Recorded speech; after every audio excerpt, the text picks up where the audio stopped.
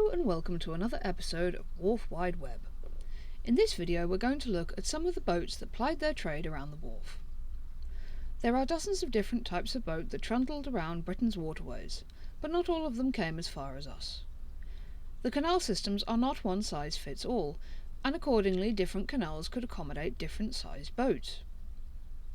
The Bridgewater Canal is a broad canal, as are its neighbours the Leeds and Liverpool Canal and the Rochdale Canal.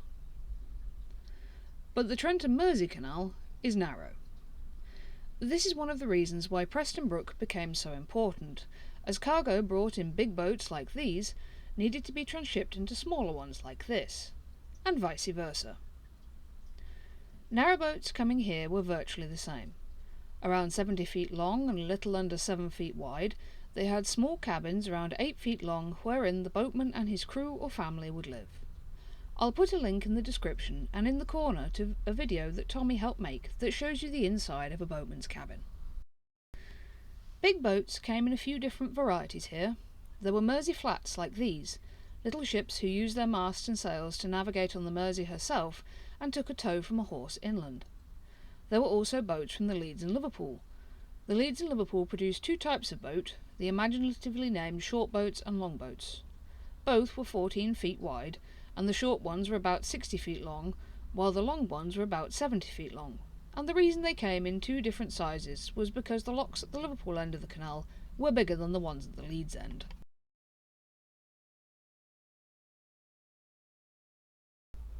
There were also the passenger packets, carrying people and parcels at speed up and down the canal, and the sleek inspection launch belonging to the company.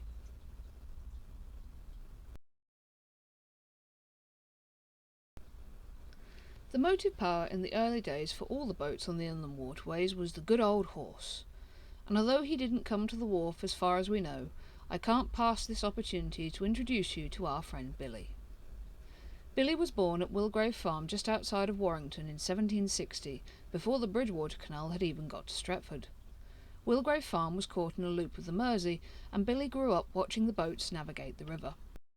He was probably intended to grow up to be a carriage horse as, in keeping with high society's fashion trends, he had his ears cropped and his tail docked as a baby. Unfortunately for the farmer, Billy didn't grow up to be an elegant carriage horse, and he turned into a powerful, stocky horse standing at about 14 hands high at his shoulder. That's 4'8" if you're not horsey. The farmer handed the young horse to the equally young Henry Harrison to train as a plough horse.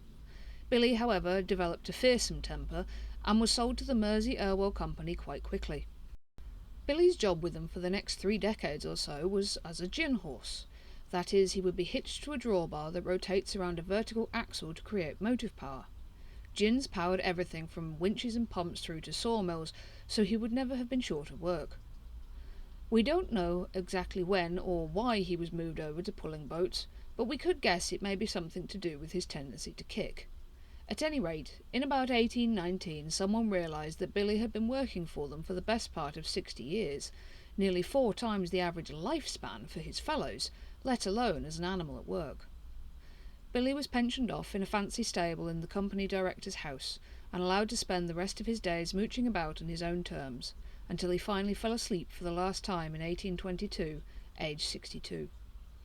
His body was taxidermied, in keeping with the times, although sadly no one seems to know where the rest of his skin and skeleton ended up, or if they still exist today. Although horses were still pulling boats right until the end of cargo days, technology did improve and motorboats came into being. The first ones were steam-powered, and the Bridgewater had a fleet of busy little tugs who thought nothing of taking a train of loaded barges in tow and scampering to Manchester. Tugs also worked in the tunnel too.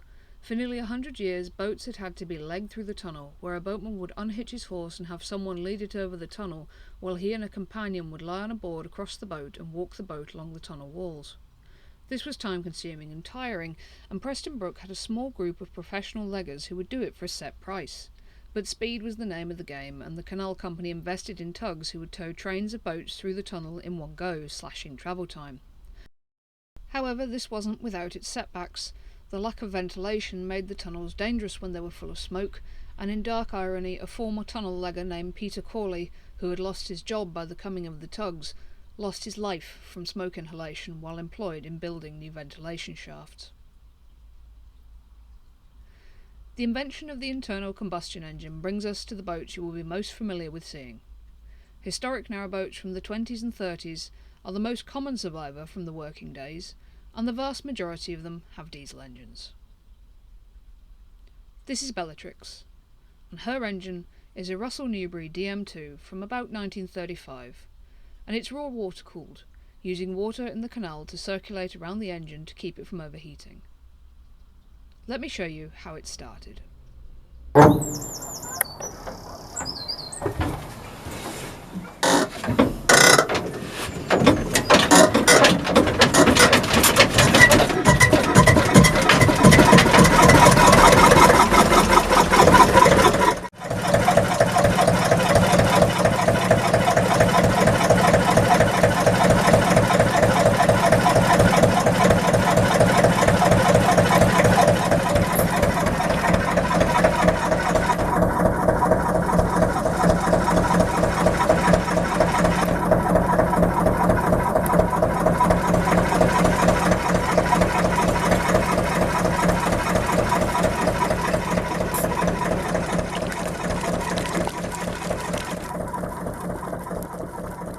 Of course, not everyone has a strapping young man to start the engine. Some boats just have electric starts instead.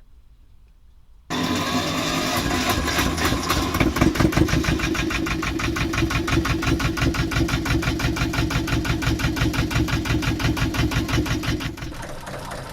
all for today's little video, but if you join me tomorrow we'll have a look at the boatmen who work with lovely boats.